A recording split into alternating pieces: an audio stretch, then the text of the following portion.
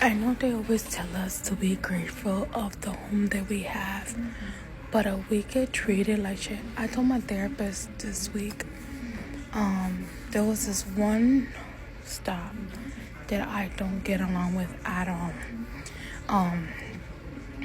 She's has a sponsor, right?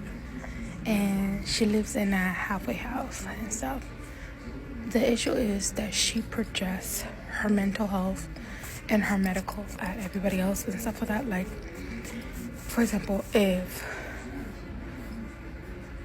I'm not friends with Teresa and Sandra anymore, and I had to deal with domestic violence with her ex-fiance and stuff like that. I guess like 2-3 days ago,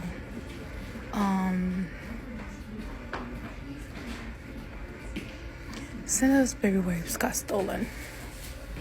I told her, tell her stop. Now, I wasn't feeling good. I was dealing with my mentals. I was dealing with one of my friends that passed away. I was dealing with that. Then I was dealing with my mental health. Like, I was dealing with my PTSD, my flashbacks. And I just wanted a moment. I needed a moment to, like, think, have process. I was having episodes. Usually around that time, like, you get manic. Like, your episodes are full-on drives. You get more, you lash out more.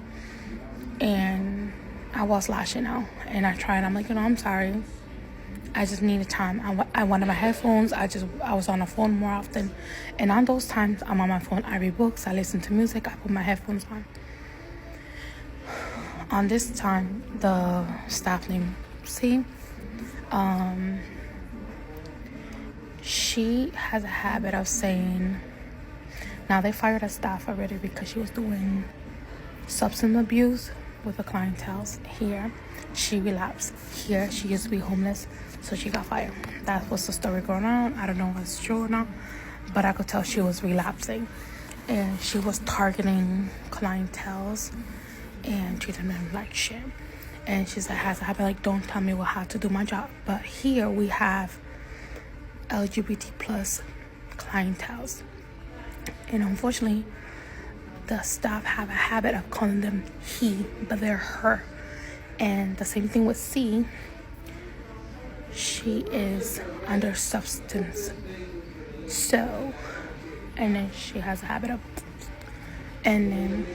but the thing was that she has a sponsor, but she has a habit of talking. Like earlier this morning, she was talking about information about the halfway house, talking about it here. And she talks about the business here, over there.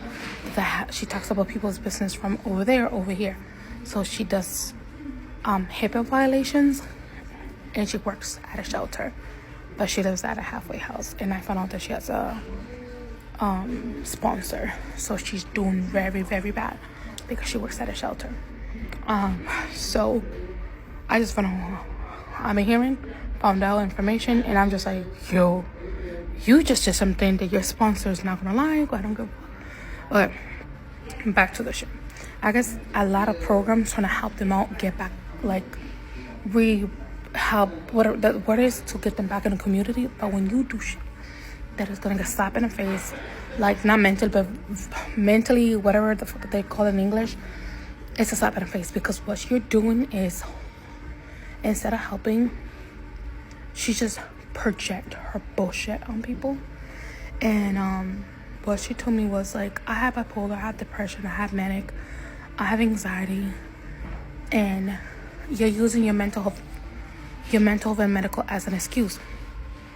I have not one time used my medical as an excuse or my outburst. Now, I told my therapist, I said, I know that I don't use my shit as an excuse. It's just I have things that I never had before. So I don't know how these outbursts works and timing it with my medical stuff. I don't know. And especially I'm getting a psych evo or a psych evo. Since we don't know, we need to know what the fuck is going on. And then they want to do a diagnosis for my learning disability and whatever the fuck I have, because we don't know what the hell's going on. So I'm trying to explain to her, I'm like, hey, I don't know what I have. We don't know, because they can't pinpoint what the heck is going on. Especially with fluid in the brain, they don't know we don't know what's going on. So you projecting your own bullshit onto me, and you telling me that it's an excuse. You're just projecting your bullshit onto me. So I said, what does this lady stealing Sandra stuff have to do with me? I'm just telling you.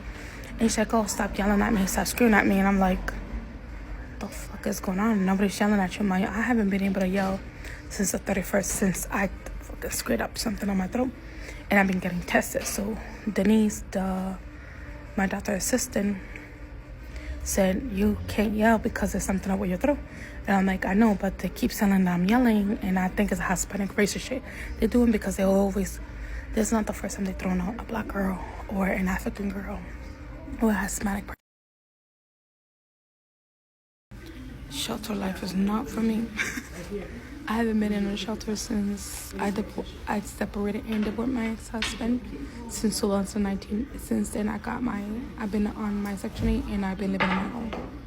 And I've been out of the shelter because I don't like staying in a shelter, especially what you see and hear, and then people passing away and dying. You actually had to see stuff like that. When this happened with the landlord, I was pissed off because that's not what I wanted. Because obviously I didn't want to deal with this, and especially being around a whole bunch of women. Not all women are bad, but a whole bunch of them. It was not my thing. A lot of them are really cool, but a lot of them stealing habit under their influence, under the substance. And then some of them who just don't fucking like you out of nothing, and they just hate themselves and hate others because they're miserable. I just don't want to be here. And then you're dealing with your medical, and then you're dealing with people who shit themselves on purpose, and they want you to clean their shit mess and pee themselves on purpose because they're just lazy to go to the bathroom and get up. I'm next to a lady who does that. And she's not here. And then I'm next to somebody who believes they're a vampire. I got nothing wrong with you believing who you want to be. But when your delusion is real, and it's a mental health, like when you have mental health and your delusion is real, I'm just like, I get scared. Now, we were talking about, me and these other girls were talking about the shelter, and because a couple of the girls were there at the shelter. And I just realized one of them was saying, oh, I was there. And I'm just like, okay, it's okay. We were talking about, like, we lost friends from the shelter back in the day. And this lady was like, I was there. And I'm like, no, you weren't. And I almost got into an argument. I'm like, this shit, I'm not feeding your delusion. So when I was upstairs, I was having anxiety because I wanted to cry because we lost friends. They were doing bad things. And they were good people, but it's just life with family. Then I had no support system. And when you don't have a support system and you go under the influence, like drinking and bad stuff, sometimes people choose the bad part of the world to destroy themselves because it's just nobody's there to help you, to motivate you, to give you support. They just chose that life. And I tried to motivate them. No, I'm here for you. I care for you. But it's just, they feel empty. And I realized, feeling empty destroys you. I was feeling empty. Like I tell them, like I just started feeling empty, but I'm not going to choose to destroy my life because I don't have anybody or supporting me. So feeling empty doesn't mean that I would choose to drink or that. I just keep my therapy and what I need to do to keep myself busy. So,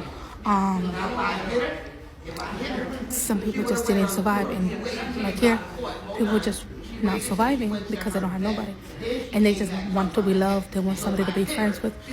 Some girls were like, I want a friend, and when you try to be friends with you, they treat you like shit. When you try to like kind of buy themselves, they just treat you like shit, like they're obsessed with you, and that scares me because when they become obsessed with you because you need to. Buying themselves is like obsession with that kind of obsession, and you gotta back away with them because it's scary. Like, oh my, what the fuck? I'm like, dude, oh. They freak the fuck out of me because they're so obsessed. Now they found somebody else, but they become obsessed, and I'm just like, what the fuck is going on? Like, where are your family? Where's your friends? Like, what happened? They have nobody, not even therapy won't work, and I'm like, what the fuck is going on here? And it scares me. Yeah. This is the first time at a shelter. Fucking scares me.